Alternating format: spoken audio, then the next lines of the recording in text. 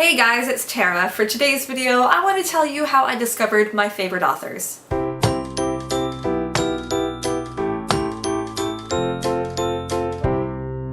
Let's start off with one of my first favorite authors, V.C. Andrews, and I don't mean the ghostwriter who's been writing absolute trash under her name for the last 30 years or so. I mean the real, original V.C. Andrews, the one who wrote one of my favorite books of all time, Flowers in the Attic, as well as 7 other books under her name before she unfortunately passed away in the 1980s. I've already talked about this book a few times here on my channel, but just to give you a brief rundown again, this is the story of 4 young children whose mother locked them up in a single room in their grandparents' mansion to keep their existence secret from their dying grandfather so that their mother can inherit his fortune. And I discovered this book and this author through my mom. These books were on her bookshelf for as long as I can remember. I think she got it in April 84, and so I was just a few months old. So almost my entire life, these books were in my home. I saw them all the time. I knew that my mom liked them, and I was 11 years old when I guess I was getting tired of the Babysitter's Club and I wanted to read something else.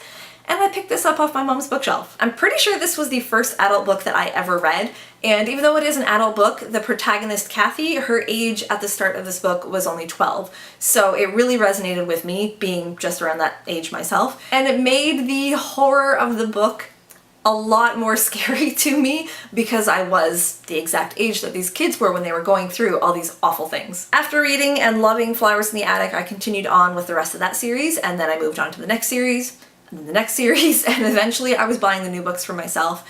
I cannot remember reading anything by V.C. Andrews for years. I reread and reread and reread these books over and over and over.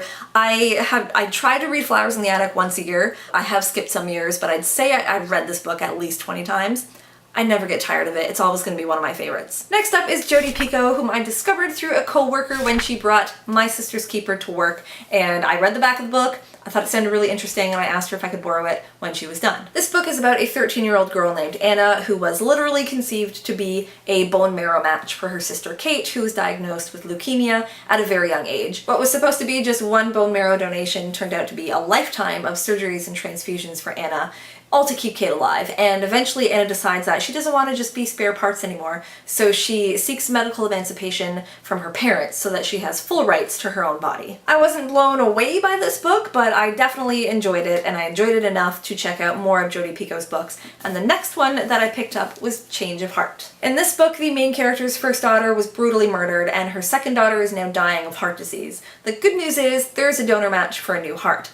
The bad news is it comes from the man who is on death row for killing that first daughter, and he has been supposedly performing miracles in prison, and he's being rumored by fanatics to be the second coming of Christ. I know the premise sounds a little crazy, but Change of Heart absolutely did blow me away, and it started me on my quest to read all of Jodi Keiko's books, which I have, and this one is still my second favorite of all of them. Most of them deal with hard-hitting family situations, just like Change of Heart and My Sister's Keeper, which are getting really hard for me to read now that I'm a mother and I have kids.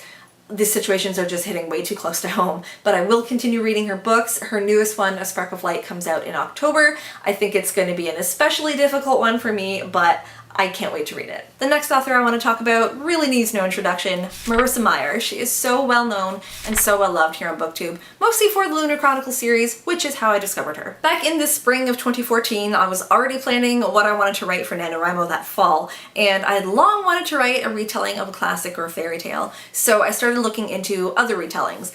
And on every list I saw, the Lunar Chronicles kept popping up because it is a series full of retellings. It starts with Cinder, which is a retelling of Cinderella, then we have Scarlet, which is Red Riding Hood, Cress, who is Rapunzel, and Winter, who is Snow White. But I was really wary to read it because at that point I was really wary of YA. I had very little exposure to YA at that point. The biggest YA book or series I had read was Twilight, which I read when I was 24, after having read adult fiction for over 10 years. So clearly Twilight was not the series for me, and it left me with a really negative impression of YA and a lot of prejudice about what YA books would be like. But then I got Achilles tendonitis, and with Achilles tendonitis, pretty much can't really walk. So I was off work for a while. I had a whole lot of time to read and I figured might as well give it a go. So I got Cinder and I read it and I liked it more than I expected I would. It didn't blow me away, but it made me want to keep reading the series. So the next time I was at my chiropractor's office, as luck would have it, it's right next to a bookstore, so I went in and got Scarlet.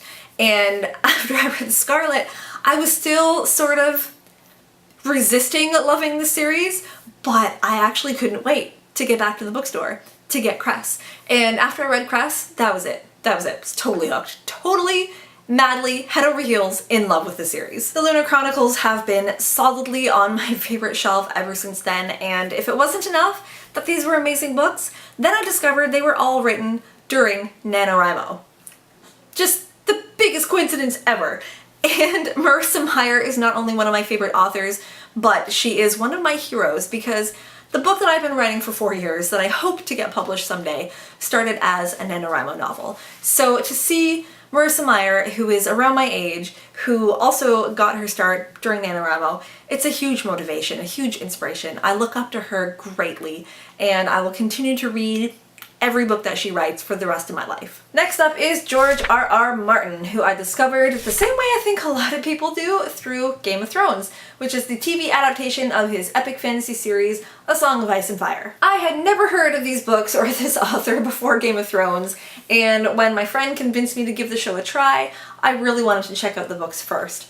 So I did, and I just couldn't get into them. I think I made it 4 or 5 chapters before I decided, nope, books are not for me. Let's move on to the show. The show, on the other hand, was a totally different story.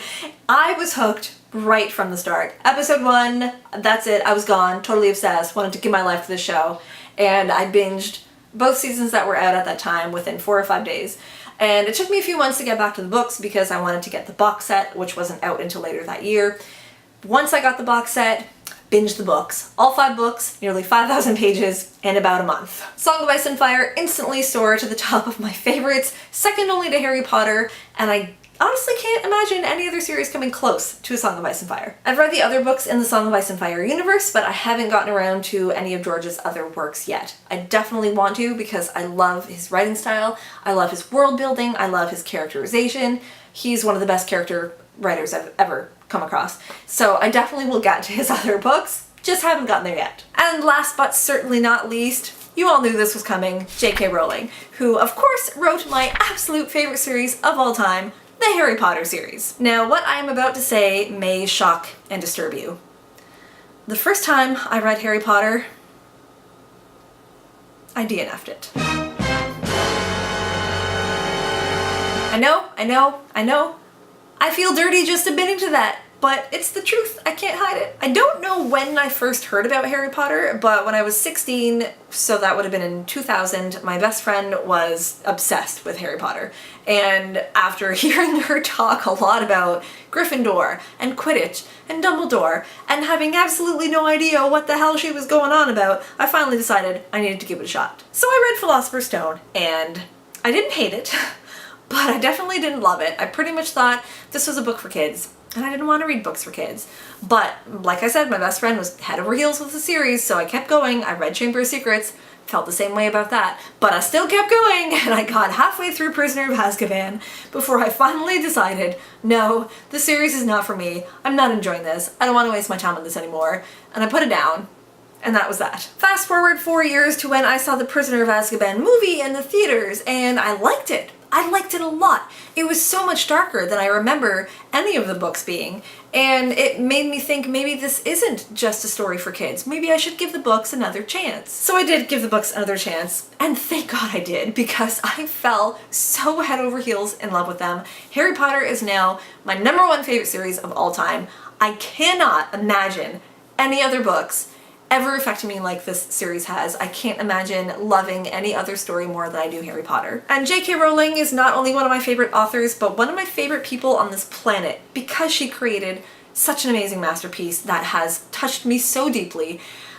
I will continue to read everything that she ever writes because J.K. Rowling is my queen. So those are the stories of how I discovered my favorite authors. Now I want to hear from you guys. How did you discover your favorite authors? Let me know down below. Thanks so much for watching, everyone, and until next time, happy reading. Bye-bye.